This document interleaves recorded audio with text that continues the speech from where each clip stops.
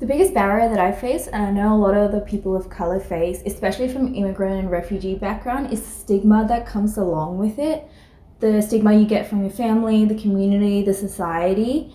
And then on top of that, when you do finally get the courage to seek help, it's about finding the right mental health professional who understands your cultural background and the nuances behind it, because there's never really one generic solution for everybody. One piece of advice that I'd give everyone is you don't have to have a diagnosed mental illness to seek support, because prevention is always better than treatment. A barrier I faced was the stigma. There's a lot of stigma within people of color communities about mental health, or even just the migrant and refugee community about mental health.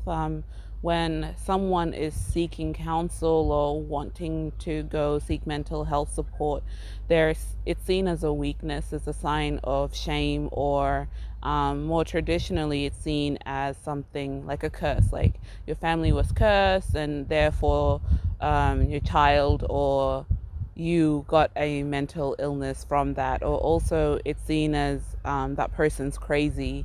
um, so that's one of the barriers. It makes the person going through that feel ashamed of what they're going through, and rather than seeing it as an illness, something that could be treated, or through getting the right support, something that they could overcome, they would start seeing it as, something that is shameful and to hide. One piece of advice I would give to my younger self is speak up a little bit more. Don't be so shy. It's being able to identify that we need help in the first place. And then the second part of that is understanding that we're allowed to seek help, that we're deserving of help, and it doesn't make us weak. But that is a very challenging space, being vulnerable. So it takes a whole lot of courage. In a world full of distractions, find your stillness.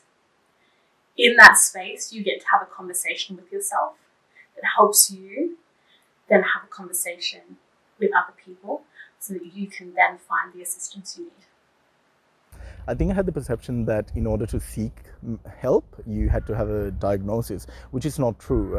If you want to just be able to understand yourself better, understand your emotions, that's where you should be seeking help.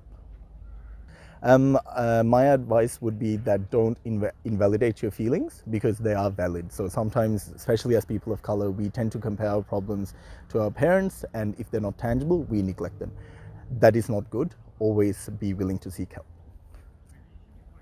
I think for people of colour, specifically as well in my situation, people from ATSI, Aboriginal Torres Strait Islander background, it might be difficult to access for them as there's not many opportunities available or spoken about to them.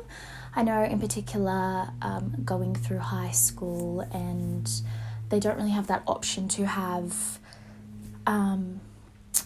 representation within those lifelines. So counsellors might be people of colour, and it's kind of that barrier around actually being able to talk to somebody who you feel comfortable and confident around to share those feelings.